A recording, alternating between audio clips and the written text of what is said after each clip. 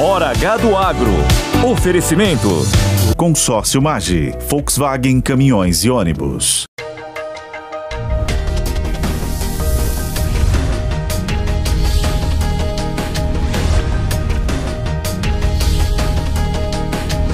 Hora H do Agro. Olá, bem-vindos a mais um Hora H do Agro. Eu sou a Mariana Grilli e estaremos juntos na próxima hora falando sobre as principais notícias do agronegócio. Nova lei do licenciamento ambiental é parcialmente sancionada. Nós vamos saber os vetos que impactam o agro. E mais, o governo lança pacote de 30 bilhões de reais para apoiar setores afetados pelo tarifaço. Fique por aí, porque o Hora H do Agro está só começando. Nós vamos começar o programa falando do pacote de medidas que o governo federal anunciou para apoiar o setor produtivo afetado pelo tarifaço de 50% imposto pelo governo dos Estados Unidos. Nós vamos saber mais na reportagem do Igor Damasceno. 30 bilhões de reais. Esse é o montante anunciado pelo governo federal para mitigar os efeitos das tarifas norte-americanas aos setores produtivos brasileiros. O anúncio foi feito em cerimônia no Palácio do Planalto, uma semana depois que as tarifas de 50% passaram a vigorar. Entre as medidas estão linhas de crédito com juros mais baixos, voltados principalmente para micro e pequenas empresas, além de empresas que vendem apenas para os Estados Unidos. Ampliação do programa Reintegra, que devolve impostos residuais de 6% para micro e pequenas empresas e de 3% para as demais. Flexibilização da lei de contratos para a compra de alimentos perecíveis que vão ser utilizados como merenda escolar, isenção ou suspensão de impostos para matéria-prima, chamado de drawback, e seguro contra compradores inadimplentes. A MP foi articulada pelo vice-presidente Geraldo Alckmin, que nos últimos dias ouviu as demandas dos setores afetados pelas tarifas. Segundo ele, o texto traz um respiro financeiro. Esse Reintegra está sendo agora estendido para todas as empresas para exportarem para os Estados Unidos. Aliás, as micro e pequenas, Márcio França, vão ter 3 mais 3, 6%. E todas as demais 3%, medida estruturante, estimulando a exportação. O presidente da Confederação Nacional da Indústria, Ricardo Alban, elogiou o texto elaborado pelo governo, mas pediu para que Lula não desista de dialogar com os Estados Unidos. E o que nós temos que ter cuidado é que as medidas atinjam a quem precisa na dose do que precisa, para que a gente possa ter esse movimento contínuo e que dure o menos possível. Todo fator que também deixou claro aqui hoje, que nós solicitamos, é que temos que exacerbar ao máximo possível novos acordos bilaterais. De preferência com o Mercosul, mas não necessariamente com o Mercosul. Para que nós possamos, sim, ter essa abertura de mercado, podemos continuar trabalhando no custo Brasil. Em nota, a Federação das Indústrias do Estado de Minas Gerais disse que a medida é um esforço para proteger as empresas afetadas. Mas, segundo a entidade, o impacto real sobre a preservação da competitividade industrial dependerá da agilidade na execução e da eliminação de barreiras burocráticas que atrasam a chegada do apoio ao setor produtivo. O texto anunciado pelo governo veio na forma de medida provisória, ou seja, tem força de lei, mas deve valer por apenas 4 meses. Para que se torne um socorro permanente, é necessário haver uma aprovação no Congresso Nacional. A oposição ainda avalia o texto. Para melhorar o diálogo com o parlamento, Lula convidou os presidentes da Câmara e do Senado, Hugo Mota e Davi Alcolumbre, para participarem da solenidade. O presidente também não poupou palavras para criticar o governo norte-americano. A gente vai continuar teimando em negociação, porque nós gostamos de negociar. E nós não queremos conflito. Eu não quero conflito nem com o Uruguai, nem com a Venezuela, quanto mais com os Estados Unidos. Agora, a única coisa que nós precisamos exigir é que a soberania nossa é intocável. Ninguém dê palpite nas coisas que nós temos que fazer. Já o ministro da Secretaria de Comunicação da Presidência, Sidônio Palmeira, disse que o canal de negociações com Donald Trump segue aberto. A relação que tem com o BRICS é, no ponto de vista de negociação, não é outra coisa. O BRICS não foi montado para brigar com alguém. O BRICS foi montado, na verdade, para fazer com que os países cresçam, né? O governo federal não descartou novas medidas caso seja necessário. De Brasília, Igor Damasceno. A Dora Kramer analisa os desafios que permanecem diante do pacote de medidas anunciado, destacando as incertezas e a ofensiva dos Estados Unidos contra o Brasil. Vamos ver.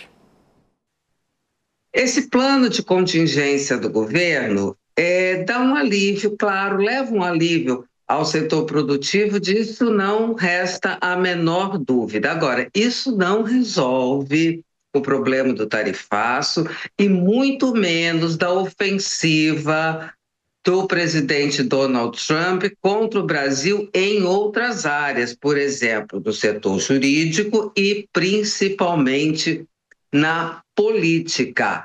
O governo ganha tempo com isso, com esse pacote, claro, mas vai continuar preso a um cenário de incerteza sobre o que vem pela frente. Porque, de um lado, o governo brasileiro continua insistindo que está disposto a negociar. Mas, de outro, o que a gente tem? Uma posição totalmente oposta do governo dos Estados Unidos, que a cada dia, a cada ação, dá mais uma demonstração de que não está disposto a negociar coisa alguma. Ao contrário, continua mesmo, neste momento pelo menos, é muito disposto a continuar a atacar.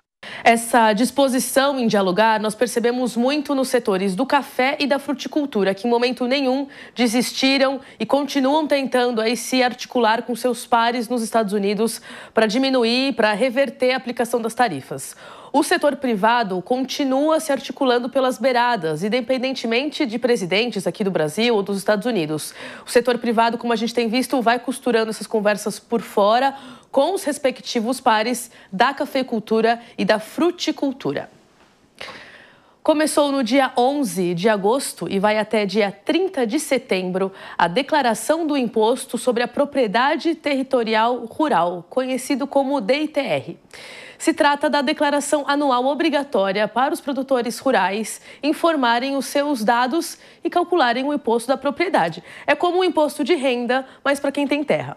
Para explicar como funciona e esclarecer todas as dúvidas, nós vamos conversar com o Pedro Marco, que é especialista em direito tributário. Bem-vindo ao Hora H do Agro. Pedro, então, obrigada de novo pela participação aqui no Hora H do Agro. Vou começar com uma pergunta básica, né? Quem que deve entregar o DITR em 2025, por favor?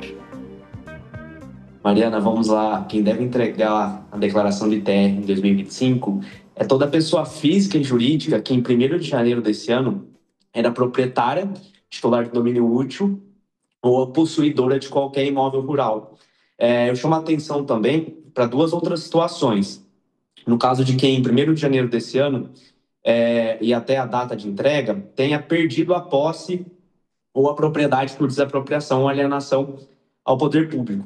E ainda, nos casos de imóvel pertencente a espólio, deve declarar o inventariante, enquanto não tiver sido concluída a partilha, ou, na falta dele, o cônjuge, meeiro, companheiro ou sucessor. E aí, quais, para essa categoria, então, que você acaba de descrever, quais que são as principais mudanças na declaração em 2025? Existe aí uma mudança em relação a edições passadas, né? Como que ela deve ser feita? Explicar um pouquinho mais na ponta para quem precisa fazer a declaração.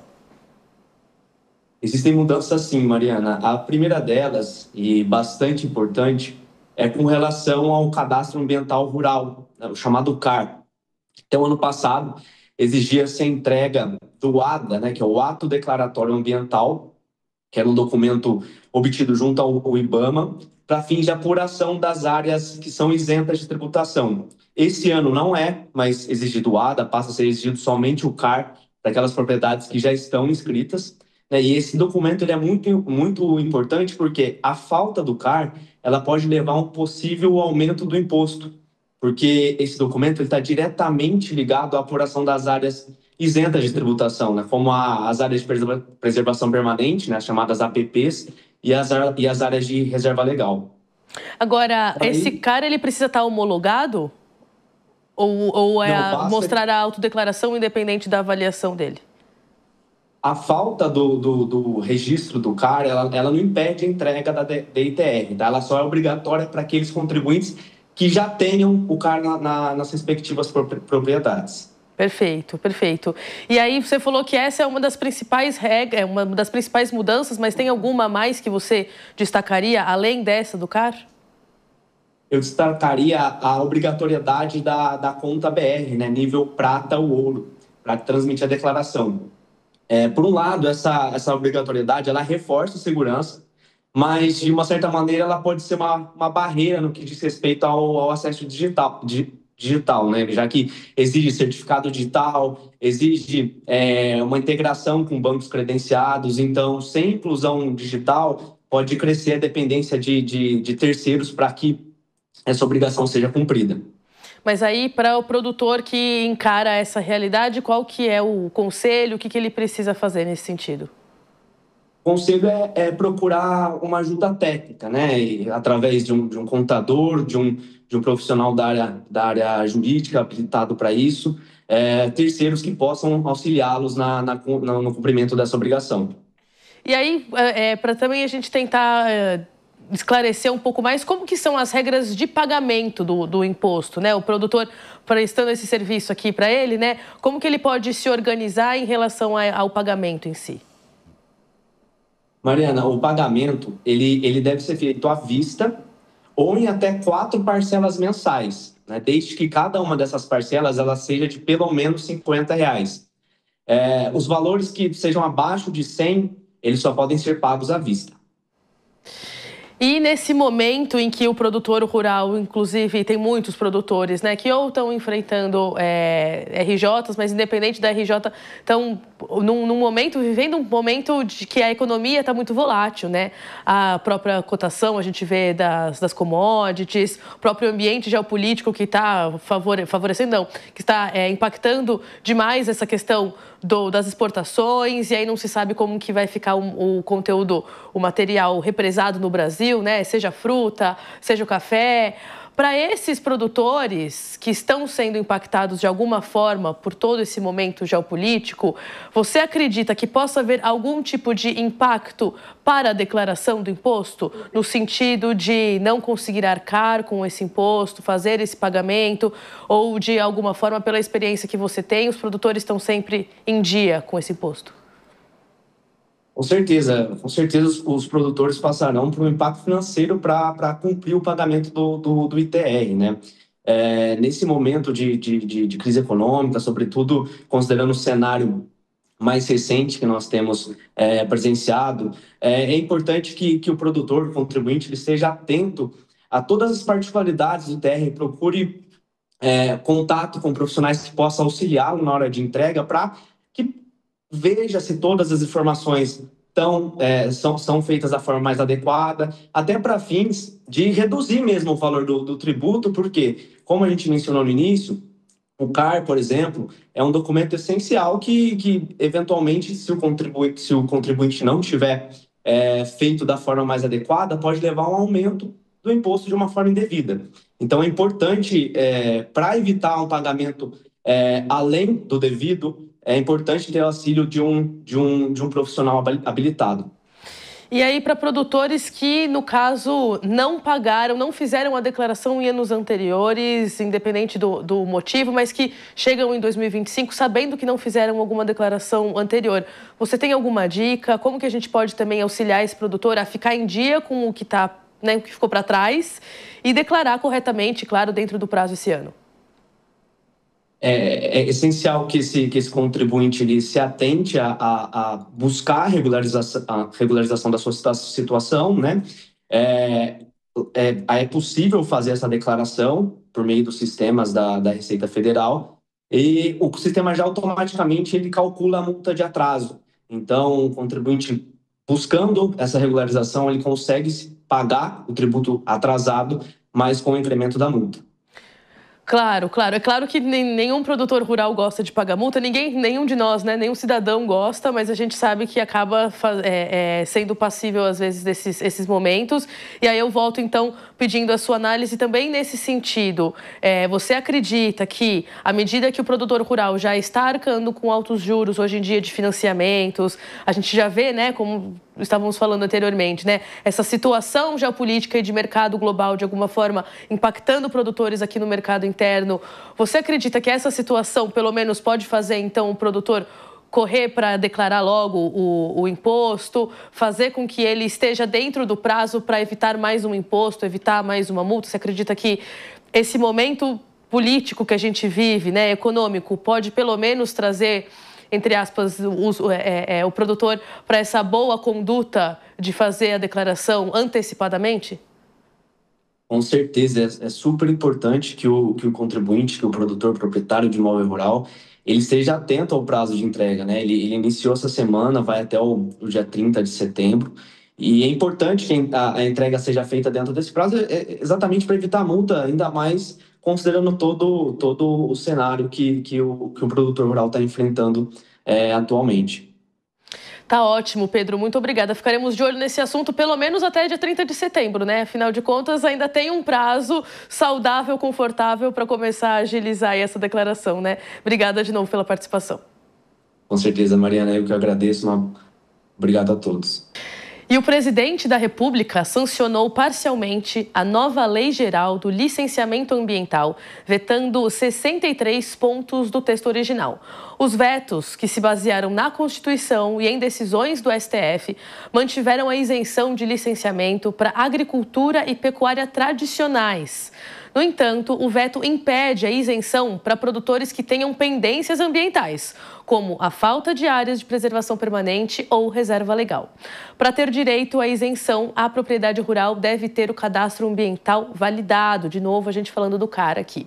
Embora essa medida fortaleça o papel do CAR como instrumento central de implementação efetiva do Código Florestal, ela também pode gerar entraves práticos, já que, como sabemos, a análise do CAR ainda é um processo lento em muitos estados brasileiros. Nesse sentido, produtores que cumprem as obrigações da preservação podem ser impedidos de acessar a isenção do licenciamento por dependerem de processos administrativos atualmente demorados. O André Bachur é advogado e professor da FGV Agro e ele nos mandou uma análise de 2 pontos centrais que foram vetados na nova lei. Olá, Mariana. Primeiramente, gostaria de agradecer o convite da Jovem Pan por tratar desse tema tão caro ao desenvolvimento brasileiro, o licenciamento ambiental. Projeto de lei criado em 2004 e votado apenas em 2025 pelo Congresso Nacional, foi recentemente sancionado pelo presidente da República com 63 vetos. Esses vetos classificam em 2 importantes pontos. O primeiro seria a autonomia da União Federal sobre a sujeição de empreendimentos à necessidade do licenciamento ambiental e também a tipologia dos empreendimentos necessários ao licenciamento ambiental. Isso antes poderia ser feito pelos estados e municípios e agora, com veto, foi atribuído apenas à União Federal. Com relação ao segundo ponto, foi criado o licenciamento ambiental especial. É um procedimento que visa o julgamento e o trâmite do licenciamento em até 12 meses. Para tanto, a lei criou um órgão competente, técnico, para analisar exclusivamente esses procedimentos em até 12 meses. Isso tudo visa uma maior celeridade na aprovação do licenciamento ambiental das obras para desenvolvimento brasileiro. Todavia, o órgão que escolherá as obras, os empreendimentos que serão aplicáveis a esse procedimento especial será um conselho composto por todos os ministérios da União Federal. Então, este conselho terá que atribuir a prioridade dessas obras ao programa especial de uma forma também célere. De nada adiantaria o programa especial ser analisado em até 12 meses se o órgão, conselho também criado pela lei, não atribuir estas obras em menos de 12 meses. O procedimento agora retorna ao Congresso Nacional para análise desses vetos e aguardemos os próximos capítulos desse importante tema para o desenvolvimento brasileiro. E agora nós vamos falar sobre a previsão do tempo para a próxima semana. Esse é mais um Por Dentro do Clima. Por Dentro do Clima.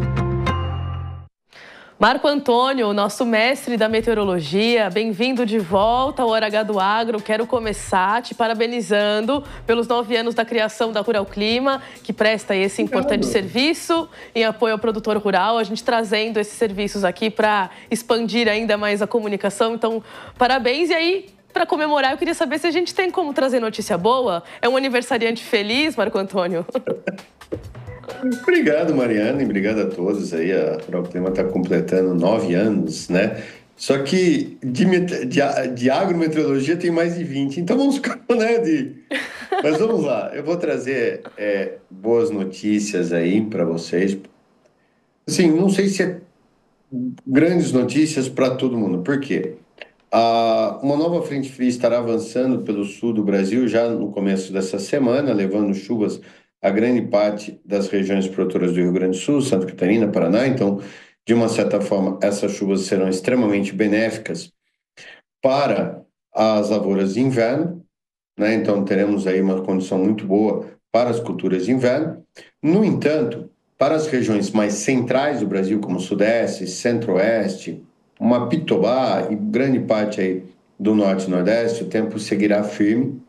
As temperaturas vão subir bastante nessa segunda quinzena de agosto. Isso, de um lado, favorece bastante, né, o andamento das colheitas e até mesmo começa a trazer uma condição melhor para o algodão, já que o algodão estava sofrendo bastante com essas baixas temperaturas, onde esse frio, né, estava alongando o ciclo da cultura do algodão, bem como também impedindo as aplicações de alguns produtos, como maturadores e desfolhantes no algodão. Então, essa volta do calor agora em agosto, isso mantém uma condição mais favorável para as colheitas e também para os tratos culturais. Por outro lado, um tempo mais seco agora e com baixa umidade relativa do ar, isso traz perigos para a questão aí de focos de queimada, né? Então a gente já começou a ver um aumento aí bem pequenininho quando comparado a 2024, mas já alguns focos de queimada já surgindo aí no campo. Então é só um pouco mais de atenção agora, até porque os modelos continuam sinalizando aí o retorno das chuvas para meados de setembro, em grande parte da faixa central e norte do Brasil. No sul, as chuvas continuam, temos algumas ondas de frio ainda, e aí vai o alerta, Mariana, para os produtores gaúchos e catarinenses que estão pensando em plantar milho, porque muitos produtores já estão começando a semear suas lavouras de milho, ainda mais vendo agora as chuvas começo dessa próxima semana, e vai o alerta porque tem mais frio, apesar das temperaturas subirem um pouquinho, estamos caminhando para uma laninha e isso traz uma condição ainda favorável para que massas de ar polar avancem aí, principalmente na primeira quinzena de setembro.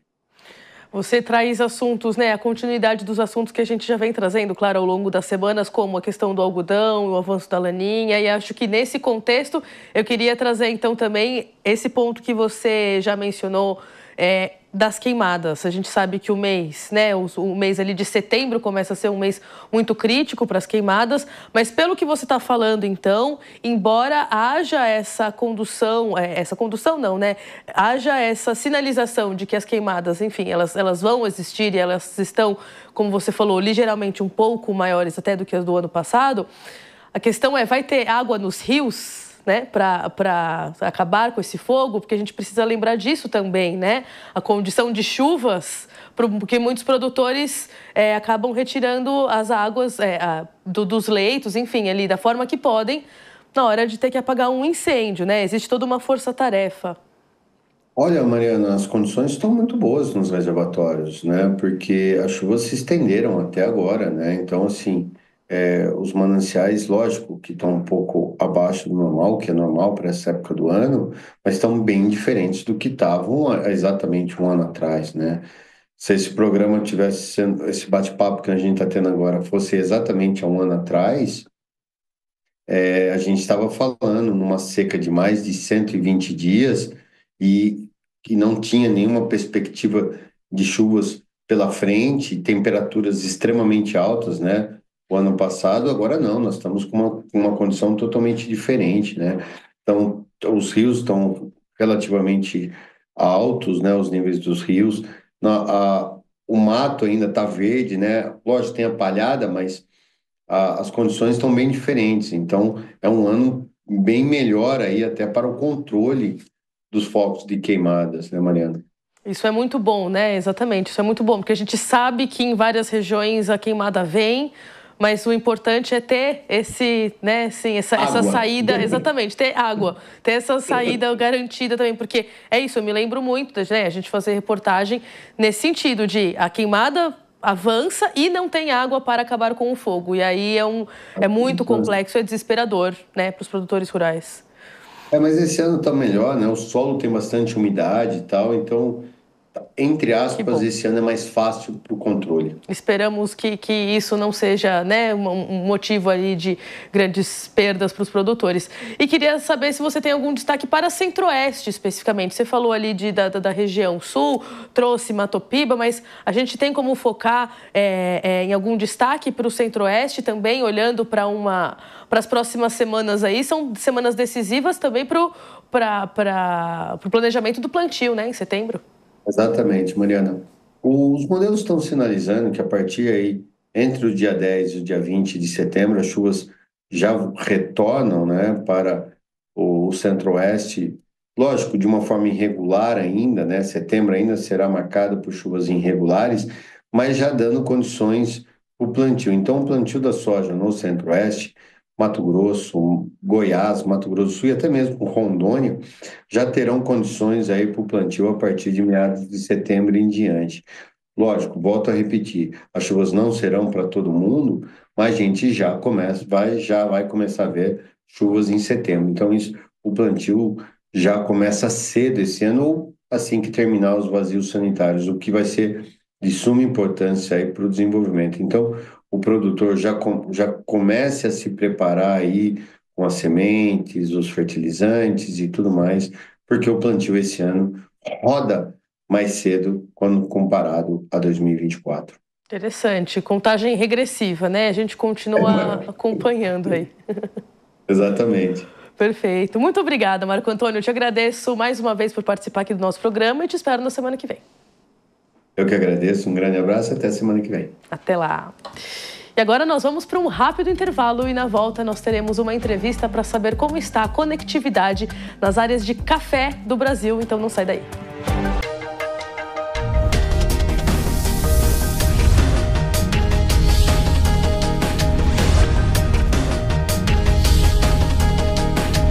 Hora H do Agro.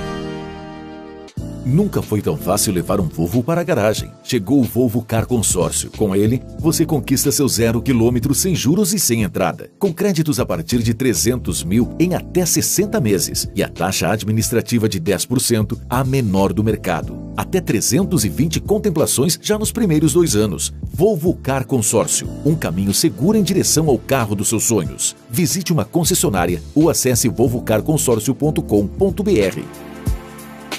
Quer aprender a vender online? Alavanque suas vendas em até 180% e transforme seu negócio com o curso Growth Marketing. Você vai aprender a usar as ferramentas que fazem os maiores negócios do mundo crescerem exponencialmente. Gustavo Hansel e Joabel Casper estão no mercado há 14 anos. Já auxiliaram mais de 1.800 clientes e agora vão ajudar você a atrair mais clientes, acelerar a área comercial e inovar no digital. Acesse newcursos.com.br e comece sua trilha rumo ao novo. A Diálogo Engenharia convida você para conhecer o Alameda Tatuapé Condomínio Clube, mora ao lado da Estação Carrão em um terreno com mais de 7.500 metros quadrados, em uma alameda arborizada e tranquila. O lazer é surpreendente, que ocupa um quarteirão inteiro e espaços pensados para o seu bem-estar. Apartamentos com plantas versáteis, para todos os gostos e necessidades. Alameda Tatuapé Condomínio Clube. Aqui tem tudo. Tudo no seu tempo. Chegou o BYD Song Pro 2026. Com carregador por indução, amplo espaço interno e ADAS 2 com alerta de proximidade. Esse alerta é que você está mais perto de comprar o seu. Por R$ 199.990. Com supervalorização e mais um ano de seguro grátis. BYD Song Pro 2026. Mais Pro do que nunca.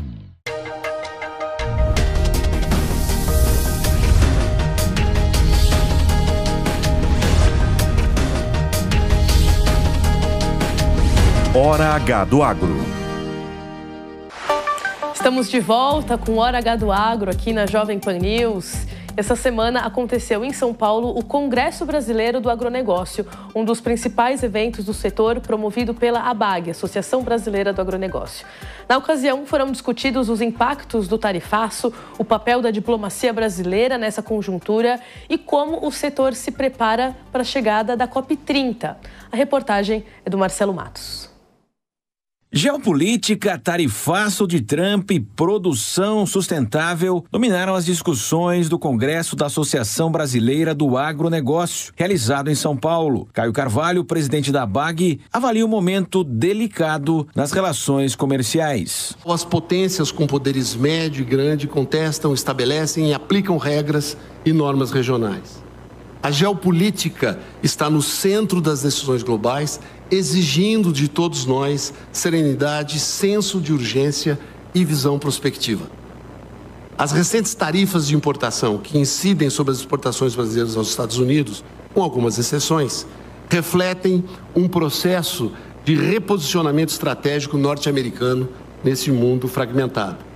O diálogo e a negociação são, sem dúvida, o caminho essencial para assegurar equilíbrio e previsibilidade ao comércio internacional, transformando tensões em oportunidades de cooperação em para uma ordem global mais estável. A COP30 é o momento da comprovação do rigor ambiental na produção nacional. Responsável pela balança comercial azul do país, pelos empregos e positiva contribuição ao PIB brasileiro e à redução da poluição nas grandes cidades e nas emissões de gases do efeito estufa, o agro segue integrando esse Brasil continental. Esse ano teremos, em novembro próximo, uma COP30 a se realizar no Brasil. Levaremos nossa mensagem qualificada da relevância do agro brasileiro para a segurança global alimentar e para a mitigação das emissões dos gases do efeito estufa. O agro deverá ser vitrine positiva para narrativas reais do que se faz no Brasil com nossa Revolução Verde. Devo valorizar a fala da presidência brasileira da COP30, do embaixador André Corrêa do Lago, que não pôde estar conosco, que está adoecido, que salientou o fato que o aquecimento global é uma ameaça existencial à humanidade e que precisamos canalizar nossa indignação e tristeza das perdas humanas e materiais para uma ação coletiva construtiva.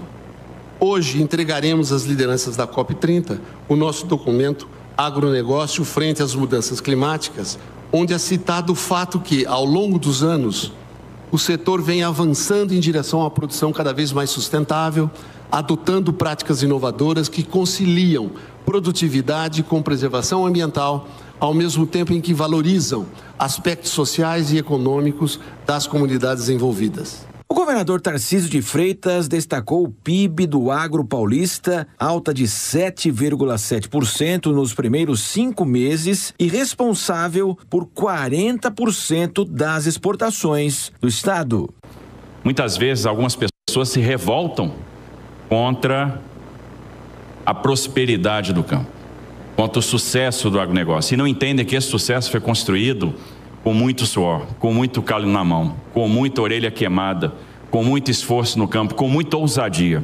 Tarcísio reforçou o potencial brasileiro na segurança alimentar e energética mundial. Esse agronegócio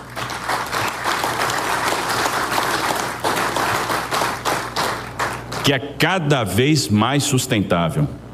A gente vê aqui no estado de São Paulo, a reserva florestal tem crescido ano após ano. E daqui a pouquinho a gente vai chegar a 30% do território paulista preservado. Ou seja, a gente está indo muito além daquilo que prevê o nosso rigoroso Código Florestal, algo que nenhum país do mundo tem. Nós temos aqui, nós temos muito para falar. E quando o mundo precisa de parceiros estratégicos, o Brasil está aqui, com a mão levantada. E nós temos duas grandes questões a serem discutidas: segurança alimentar e segurança energética. E se o mundo precisa de um parceiro confiável para a segurança alimentar, está aqui o Brasil com a mão estendida. Se o mundo precisa de um parceiro estratégico, um parceiro confiável para a segurança energética, está aqui o Brasil com a mão estendida. O governador Romeu Zema ressalta a expansão do setor em Minas Gerais. O agro para Minas Gerais só tem significado boas notícias. O ano passado, pela primeira vez na história, isso nunca havia acontecido, o nosso agro exportou mais do que o setor de mineração. Uma virada de chave extremamente importante, já que mina, em algum momento, vai se exaurir e o agro é renovável. E desde o início, em 2019, da minha primeira gestão, o agro tem liderado o crescimento da atividade econômica no estado. Em 2018, o agro representava 110 bilhões do PIB mineiro. O ano passado, 2024, esse número era 240 bilhões, ou seja, mais do que dobrou. E para nós estarmos fazendo esse avanço, o governo tem procurado dar todo o apoio. Apesar, como eu estava conversando com o Caio ali, quem faz acontecer, o produtor, é a cooperativa. O governo, não dificultando, já está fazendo muito. Não é iniciativa do governo.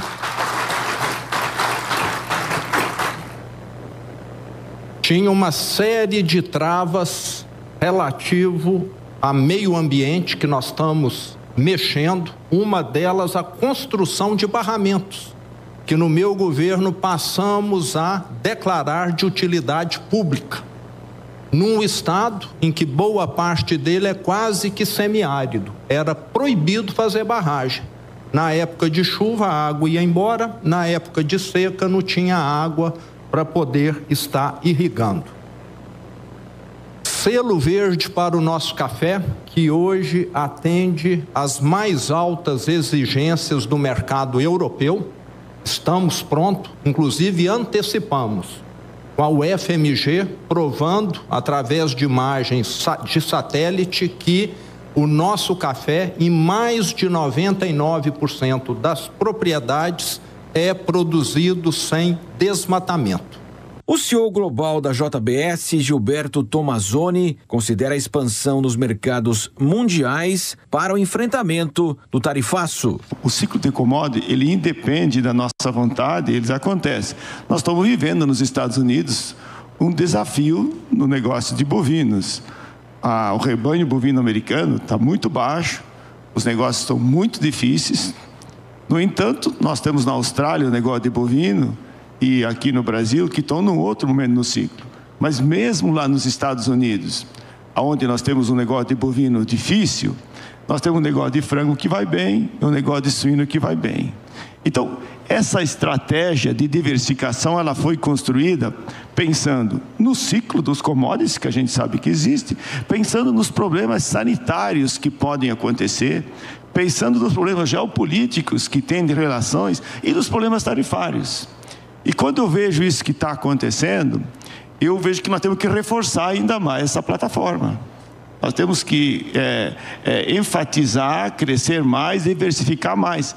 Porque a única maneira de você, numa empresa que tem uma responsabilidade social muito grande, nós temos 280 mil colaboradores, de manter a empresa crescendo, mesmo com a dificuldade. E se não gera caixa uma atividade aqui e gera caixa uma atividade num outro lugar do país, eu posso usar o caixa daquele para continuar investindo aqui, porque aqui vai ter um momento bom e o ciclo vai se invertir. E é dessa forma, quando eu enxergo o que está acontecendo, eu vejo que nós tomamos uma decisão acertada lá atrás e que nós devemos reforçar essa mesma estratégia. A JBS opera em 20 países e Tomazoni também considera que o Brasil tem exemplos de sobra para mostrar na COP30. Hoje, a gente sabe que quando olha o sistema integrado, lavoura, pecuária, floresta, o sistema captura carbono. E nós estamos sendo julgados por normas que querem colocar normas e impedir os produtos entrar na Europa por conta disso. Então, o que eu acho eu vou voltar aqui, nós temos que fortalecer as entidades que nos representam, porque é através das entidades que nós podemos ter uma força, representatividade muito forte junto aos governos, e ao mesmo tempo as entidades que não tratam de uma única empresa, contemplam o grande, o pequeno e o médio, e isso permite que a gente seja representado. Nós vemos que fazer frente às questões de uma taxonomia, que hoje está baseado numa agricultura temperada, querer aplicar na tropical, é o grande desafio que nós temos. E a COP agora, para mim, é o momento de nós levarmos isso. Nós levarmos os exemplos que nós temos no Brasil e como é que o Brasil pode ser solução. A semana fechou sem diálogo de autoridades do governo brasileiro com os representantes dos Estados Unidos. O encontro virtual do ministro da Fazenda, Fernando Haddad, e o secretário do Tesouro norte-americano, Scott Bessent, foi cancelado sob alegação de conflito de agenda, apesar da confirmação anterior da assessoria do secretário norte-americano. Se o tema não avança no campo técnico e diplomático entre os dois países, no campo político, as repercussões são férteis. O governo Lula acusa o deputado federal Eduardo Bolsonaro logo após a repercussão de uma entrevista com a promessa de radicalização nas discussões com o Brasil, algo evidentemente negado pelo político logo na sequência. Enquanto isso, os envolvidos diretamente no tarifaço aguardam uma saída prática e menos política. E diante da falta de diálogo com os Estados Unidos, o presidente Lula anunciou um plano de 30 bilhões de reais às empresas afetadas pelo tarifaço de Trump. O Hora H do Agro agora traz dados inéditos e exclusivos sobre a conectividade nas áreas de café do Brasil. Para isso, nós vamos conversar agora com a Paola Campiello, que é presidente do Conectar Agro, que é essa associação que fica de olho, dedicada aí à conectividade das zonas rurais. Muito obrigada pela participação, te agradeço por trazer mais dados sobre a conectividade, né? Conectar Agro olha para uma conectividade geral, aí no começo do ano, ali pela época da AgriShow, vocês trouxeram um estudo sobre a conectividade na soja e agora olhando para o café. Eu quero começar te perguntando por que o Conectar Agro, então, está dedicando olhar para dados específicos por cultura? Por que vocês estão tendo essa iniciativa? É, de alguma forma, uma maneira de não só segmentar, mas pensar, por exemplo, políticas públicas setoriais? E obrigada de novo. Primeiro, eu te agradeço. Bom dia. O que acontece, né? A Conectar Agro, ela resolveu trazer clareza para a nossa sociedade. Então, lançando o nosso indicador, a gente consegue dizer que hoje 33% do campo é conectado, então as áreas agrícolas têm conectividade, né? Então isso já é um passo além para que todos conheçam quais são os desafios do nosso país. E aí, pensando, né, um pouco mais, a gente refletiu o que mais que a gente pode trazer para a sociedade, né? Como que a gente pode fazer avaliação com o estudo da cana-de-açúcar, estudo da soja e agora o estudo do café. Então, a gente entender um pouco melhor o nosso país e entender como que a gente pode colaborar para realizar a transformação digital no campo. Isso, porque pelo que eu entendo, os 33% que você se refere ainda é muito pouco, né? Quando a gente olha para o Brasil inteiro. Como que vocês encaram esse número total antes da gente entrar nos dados do café? O ano passado, quando a gente lançou o indicador, a gente tomou um susto, mas um susto bem realista, que 19% do campo era conectado. Então, nesse um ano de acompanhamento dos dados, a gente viu um grande salto e a gente sabe que os grandes produtores, eles pagam, né, a conectividade. Então, a gente viu de 19% para 33%. E o que ficou no nosso radar e os pequenos produtores, né? A agricultura familiar que realmente alimenta o nosso país. Então, a gente começou a ter um olhar um pouco mais cirúrgico para isso. Perfeito. E a agricultura familiar, inclusive, compõe bastante do café, né? Então, a gente está falando ali de 67,8% dos mais de 860 mil hectares de café em Minas Gerais que são conectados. São quase 600 mil hectares, então, que a gente está falando que tem internet, mas embora a área seja ali o do maior produtor de café do Brasil, né? A gente está falando de Minas Gerais, Minas está ficando atrás ainda de São Paulo e de Espírito Santo, né? A gente tem os dados aí, São Paulo com quase 80%, 79,5%, e Espírito Santo com 76,3%. Como que vocês avaliam, então, o que isso significa, né? O que a gente pode tirar, o que Conectar Agro tira desses dados de que o maior produtor de café do Brasil, que é Minas Gerais, está com a conectividade menor do que São Paulo e o Espírito Santo. Não é baixa, é maior do que, do que os 33% da área total do Brasil, mas, de alguma forma, também é surpreendente saber que não tem nem 70% da área coberta, né? Isso, um ponto importante é a gente avaliar o relevo, né? Quando a gente pensa em conectividade pública no 4G, quando se coloca uma torre, por exemplo, de celular, tem um alcance médio aí no nosso país entre 15 e 30 mil hectares. E aí, se a gente chegar em Minas Gerais, que o relevo a gente sabe como é que é, né? A gente sabe que o alcance é muito baixo, então a infraestrutura tem que ser bem maior para poder realizar a conectividade e que tenha acesso a toda a região. Então é algo relacionado à infraestrutura, no final das contas, ultrapassar essa barreira de infraestrutura das altitudes Isso mesmo. do estado. Um grande desafio quando a gente pensa no café é como eu faço a pulverização do café, né? Hoje, se a gente pensa levar lá pulverizadores, hoje a gente tem a tecnologia de drones de pulverização. Então, faz total sentido a gente implementar a tecnologia, né? Fazer realmente a pulverização seletiva onde realmente precisa, e a gente precisa de tecnologia para um drone poder voar, um drone autônomo, ele precisa de conectividade, né? É um exemplo que eu estou te dando. Claro, não, sem dúvida. E essa análise demonstra também que, embora dos 69% da área cafeeira do país esteja coberta por redes 4G ou 5G, existem disparidades significativas entre essas regiões produtoras, né? Como você está falando, Minas, na questão do relevo. Mas quais outras disparidades são essas, assim, que vocês olham nesse estudo, né? Disparidades entre Espírito Santo, São Paulo, mas também outros estados que vocês trazem no estudo, e qual que é a qualidade dessa internet, assim, é 4G, é 5G, mas está funcionando de verdade? Acho que isso é também importante da gente falar, porque quem nos assiste, quem está na ponta lá da propriedade rural, às vezes fala, aqui tem, mas não tem, né? Tem, mas não pega direito. Então, eu queria que você explicasse também um pouquinho esses pontos. Claro, a gente vê também o estado do Paraná com alto volume de conectividade, e aí a gente avalia que o Paraná fez um projeto, né, de política pública para conectar o estado praticamente inteiro.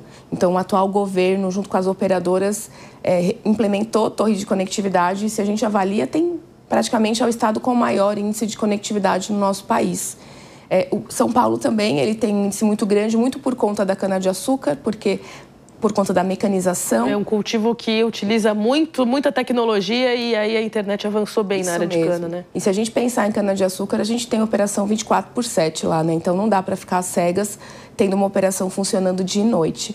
Então, a gente viu que muito foi puxado por conta disso. E Minas Gerais tem realmente o desafio da distribuição do estado, que o estado é muito grande, tem cidades muito pequenas e tem o relevo mesmo. Então, assim, a gente precisa de políticas públicas, e, além disso, a gente sabe que o índice de conectividade não é baixo, mas, além da conectividade, a gente precisa ter um letramento. Então, o produtor que trabalha, que vive na propriedade, ele precisa de um apoio, né, de como ele implementar essas tecnologias. Nem que seja começando, por exemplo, com uma estação climática, que ele possa saber o tempo certo que ele pode pulverizar ou o melhor momento dele plantar. Então, se a gente começa a levar uma educação e também implementar algumas tecnologias básicas, as coisas começam a mudar na vida do produtor. Mas essa educação a que você se refere, você acredita que seja a responsabilidade de quem? Porque, por um lado, é isso, né? Tem o Estado, por exemplo, como você está falando, Minas Gerais, que a parte de infraestrutura ali é algo do poder público mesmo, né? Ou pelo menos a facilitação, ainda que seja depois uma parceria público-privada, mas de alguma forma esse acesso, ele está inclusive na lei, assim, né? Então é um acesso que precisa o Estado prover. Mas de alguma forma, como que você vê essa situação, assim? Eu acho que é uma união entre o poder público e privado, né? Não dá para colocar na mão de uma única pessoa. Então, se nós pudermos, a gente todos juntos fazermos um pouquinho, eu acho que a transformação acontece. Isso aconteceu também numa outra propriedade que a gente tem de outra cultura, que implementando conectividade, você tem um passo a passo, porque o produtor rural hoje, né, muito pequeno produtor, ele está muito preocupado se vai chover, se não vai chover, o insumo que ele precisa comprar, o que está acontecendo na vida real dele. Então, se a gente puder todos juntos, inclusive semear, Embrapa, todo mundo se ajudar, eu acho que a gente consegue fazer essa transformação. E por isso a Conectar Agro também está muito focada em poder apoiar a criação de políticas públicas para chegar no pequeno produtor. A gente fez um projeto de análise na Serra do Brigadeiro, ela fica próxima à Universidade Federal de Viçosa, e a gente tem uma área lá de 25 mil produtores. E se a gente puder transformar a vida dessa região com a implementação de infraestrutura, poxa, vai fazer uma diferença muito grande. E a gente sabe que na região de Minas Gerais o potencial de sacas de qualidade é muito diferenciado. Sem dúvida, a gente está falando do acesso à tecnologia, agregar valor para pequenos, médios, enfim, para todo mundo. Mas, sem dúvida, um pequeno produtor acaba sendo impactado, né, proporcionalmente muito mais. Agora, a gente está falando aí também que é isso, envolve políticas públicas, né, investimentos privados que devem priorizar aí a universalização do acesso à internet. A gente está falando que isso é mais específico ainda, ou pelo menos traz ali mais benefícios ou mais impactos para essas regiões que têm menor infraestrutura. Como que tem sido, então, o diálogo da Conectar Agro com esses entes públicos? Assim, eu queria entender um pouco, por exemplo, no caso de Minas, pegando esses dados de Minas, a ideia é que vocês batam na porta do governo estadual ou dos municípios para tentar implementar projetos em parceria. O que vocês também fazem a partir desses dados para levar essa informação e talvez pensar em conjunto soluções? O primeiro ponto que a gente tem realmente discutido com o governo é sobre o FUST, que é o Fundo de Universalização do Serviço de Telecom. Então, ele foi criado para isso, né? Para poder implementar a tecnologia no país. Inclusive, há muitos anos, na época que ainda era telefone, né? Telefone assim. De orelhão. É isso, e aí foi se modernizando e chegou na internet em si, né? Isso, e pelos últimos dados que eu dei uma olhadinha, acho que 0,8% do FUST foi utilizado até agora. Então, nós, como Conectar Agro, né, nós estamos conversando com o Ministério das Comunicações, com a Anatel, mas até o momento ele não pode ser utilizado, ele já está endereçado à educação. Então, o MEC está capitaneando isso com o FUST, mas nós aqui, como Conectar Agro, a gente tem falado muito que o estudante ele sai da escola e vai para a casa dele. E como é que é na área rural, né? Como eu faço para continuar com essa implementação de tecnologia? Então, além do FUST, que é o primeiro de todos, a gente, né, viu que no Paraná tem o programa Paraná Competitivo, que foi utilizado o ICMS para implementação de torres de conectividade. E em São Paulo está sendo discutido e nós estamos conversando também com o governo de Minas Gerais para poder ter um programa como esse. Então, assim, acho que a gente fala que estamos engatinhando ainda, mas nós aqui da Conectar Agro, a gente tem sido muito insistente, né, conversando com os ministérios para a gente poder apoiar de alguma maneira. Porque com o indicador de conectividade rural que a gente tem hoje, a gente tem dados do país inteiro. Então, a Conectar Agro, se você puder entrar no site e ver, a gente tem a granularidade por cidade. Então, a gente tem um mapa completo. Se a gente puder fazer cruzamento de dados, né, de áreas rurais, do nosso índice de conectividade, da produção agrícola, dos produtores, dos assentamentos rurais, a gente consegue dar clareza maior ainda para o governo e para todos, para que a gente possa mudar esse patamar no país. Sim, é isso que você está falando, né? No final das contas, não adianta só ter os dados, mas é preciso saber o que fazer com eles. É isso aí. Né? Eu queria só para a gente ir encerrando, trazer, na verdade, um passo atrás e falar um pouco de quem compõe a Conectar Agro. Para quem não conhece, nunca ouviu falar, também ter a dimensão de que são empresas, inclusive, que no mercado são concorrentes, mas que dentro da associação todo mundo conversa em prol dessa conectividade ser ampliada, porque favorece a todos nós, né? Assim, é um ganha-ganha. Claro. A Conectar Agro, ela existe há mais ou menos 7 anos, é uma associação muito jovem, né? Nós tomamos a decisão de criar a associação porque há 7 anos atrás, empresas de máquinas agrícolas não entendiam porque no campo não havia conectividade. Então, imagine uma máquina com sensores, com tecnologia, com tudo pronto para funcionar, para ter um monitoramento em tempo real, chegava no campo e não tinha conectividade. Então, nós nos juntamos aqui, empresas de telecom, empresas de maquinário agrícola, empresas de tecnologia mesmo de agro e empresas de satélite, somos hoje 7 associados. Para que a gente tenha essa conversa e consiga entender melhor como que a gente pode fazer essa transformação, porque bala de prata não existe. Então, eu não vou falar para você, olha, somente conectividade 4G pública é o caminho. Então, a gente precisa de soma de soluções para que possam chegar no campo e poder também trazer clareza do que a conectividade pode impactar no campo, porque se a gente não tem internet, a gente não consegue ter monitoramento em tempo real, a gente não consegue ter dados, um drone não consegue voar. E a gente não consegue implementar a inteligência artificial no campo, que é o que todo mundo fala hoje, né? É o boom do momento e eu preciso de dados, eu preciso de sensoriamento. E como que eu vou ter isso sem conectividade? Então, essa é a bandeira muito forte que a gente leva, né? E que também se trata, até a gente já conversou anteriormente sobre isso, se trata de dignidade também, porque muitas vezes a gente está falando de um acesso também à escola, como você disse, né? A continuação da educação ou até mesmo o acesso a serviços básicos, outros que você baixa um aplicativo. E aí tem essa cauda longa de benefícios. É, a inclusão social mesmo, de quem mora num local onde você demora muitas vezes, até na região do Mato Grosso, 3 a 4 horas, você fica sem internet, fica completamente às cegas. E aí eu adiciono também o ponto da sustentabilidade, né? A COP30 está chegando e a gente sabe que quando a gente tem dados, quando a gente monitora, a gente consegue ser mais sustentável. Então imagina se eu consigo, dentro de uma área de café, poder fazer o controle da irrigação em tempo real, né, porque o café ele consome aí 5 litros de água mais ou menos por dia. Né? Imagina se eu consigo economizar, se eu consigo fazer uma análise de solo e saber onde que eu preciso irrigar. Então é um ponto muito importante e tudo isso a gente consegue avaliar, né, com dados, com telemetria e dados em tempo real e a gente é sustentável no final do dia. É isso, tem tudo a ver com o COP30, isso que você está falando, né? Uma tecnologia que ajuda a mitigar, enfim, mudanças climáticas, tomar uma decisão melhor, mas é isso, precisa ter o diálogo para que a torre esteja lá antes, né? Começa que o sinal seja disponível a todos. Perfeito, muito obrigada, Paola, novamente aqui por conversar com a Hora H do Agro e espero então, mais perto da COP, a gente conversa também de novo para falar sobre como que vocês estarão por lá, a gente vai ficar de olho. Com certeza, eu convido a todos a conhecer um pouco mais da associação. Então, o nosso site conectaragro.com.br e estamos à disposição para o que precisar. Muito obrigada. Obrigada por ter vindo presencialmente aqui no estúdio. Obrigada. E nosso programa fica por aqui, mas você continua conectado nas nossas redes sociais e ligado na programação da Jovem Pan News. Muito obrigada pela sua companhia, obrigada à equipe que faz o programa acontecer e até a próxima semana. Um abraço.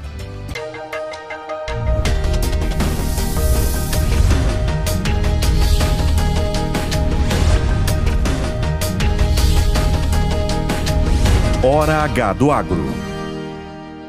Hora H do Agro. Oferecimento. Consórcio Magi, Volkswagen Caminhões e Ônibus. A opinião dos nossos comentaristas não reflete necessariamente a opinião do Grupo Jovem Pan de Comunicação. Realização Jovem Pan.